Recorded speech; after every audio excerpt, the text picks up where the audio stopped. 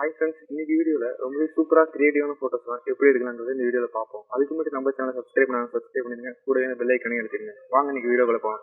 இன்னைக்கு வீடியோவில் நம்ம ஃபஸ்ட்டாக என்ன பார்க்க போகிறோம்னா சூப்பரான 3D ஃபோட்டோ எப்படி எடுக்கலாங்கிறத பார்ப்போம்.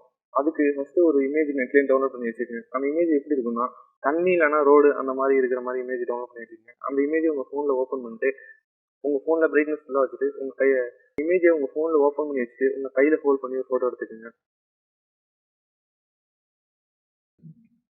அதுக்கப்புறமா நம்ம எடுத்த ஃபோட்டோவை நான் வந்து பிக்சார்ட் ஆப்பில் ஓப்பன் பண்ணிக்கிறேன்.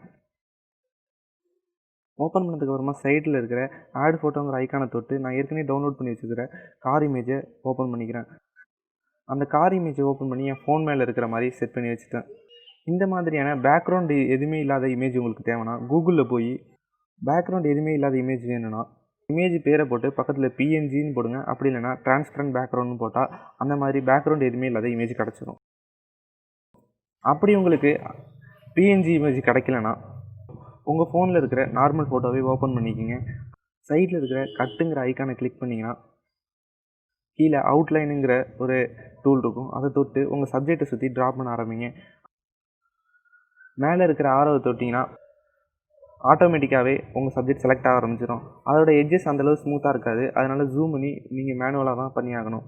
அதுக்கப்புறமா உங்களுக்கு இந்த மாதிரி இமேஜ் கிடச்சிடும். இந்த ஃபோட்டோ ரொம்பவே ரியலிஸ்டிக்காக இருக்கணுங்கிறதுனால நான் இதே மாதிரி இன்னொரு இமேஜ் ஓப்பன் பண்ணி அதை அப்படியே அதுக்கு கீழே வச்சுட்டு சைடில் இருக்கிற ஒப்பாசிட்டி ஐக்கானை தொட்டு ஒப்பாசிட்டியை கம்மி பண்ணி வச்சுக்கிறேன். ஏன்னா வாட்டரில் கண்டிப்பாக ரிஃப்ளெக்ஷன் இருக்கும், அதுக்காக தான். இப்போ இந்த இமேஜ் ரொம்பவே ரியலிஸ்டிக்காக ஆகிடுச்சு. அப்புறம் இந்த இமேஜ்லாம் உங்கள் ஃபோனை விட்டு கொஞ்சம் பெருசாக இருக்கிற மாதிரி எடிட் பண்ணிக்கிங்க. அப்போ தான் ரொம்பவே ரியலிஸ்டிக்காக இருக்கும். இந்த ட்ரிக்கை யூஸ் பண்ணி நான் எடிட் பண்ண இன்னும் சில இமேஜ்லாம் பாருங்கள்.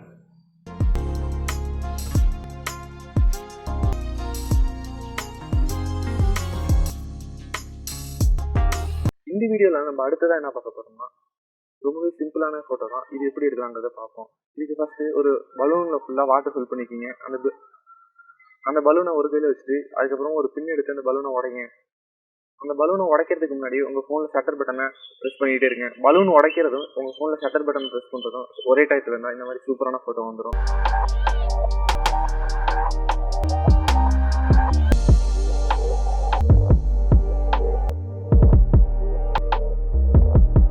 இந்த வீடியோவில் கடைசியாக நம்ம என்ன பார்க்க போகிறோம்னா இந்த மாதிரியான ஃபோட்டோ எப்படி எடுக்கலாங்கிறத பார்ப்போம்.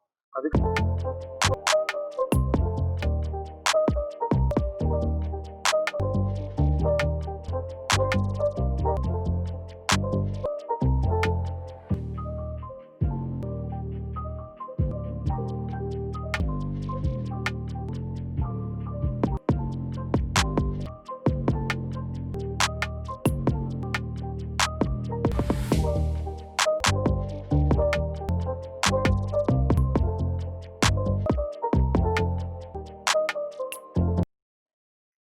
எடுத்து முடிச்சதுக்கப்புறம் இந்த ஃபோட்டோவை நான் ஸ்னாப்சீட் ஆப்பில் எடிட் பண்ண போகிறோம். இதுக்கு ஸ்னாப்சீட் ஆப்பில் இந்த ஃபோட்டோவை ஓப்பன் பண்ணிக்கிட்டு சைடில் இருக்கிற பென்சில் ஐக்கானை தொடுங்க.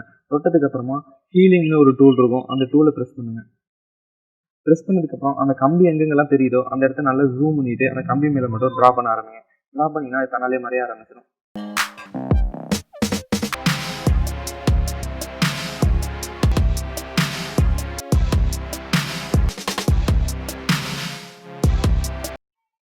அதுக்கப்புறமா கீழே இருக்கிற டிக் ஐக்கானை கிளிக் பண்ணிங்கன்னா ரொம்பவே சூப்பரான இமேஜ் கிடச்சிடும்.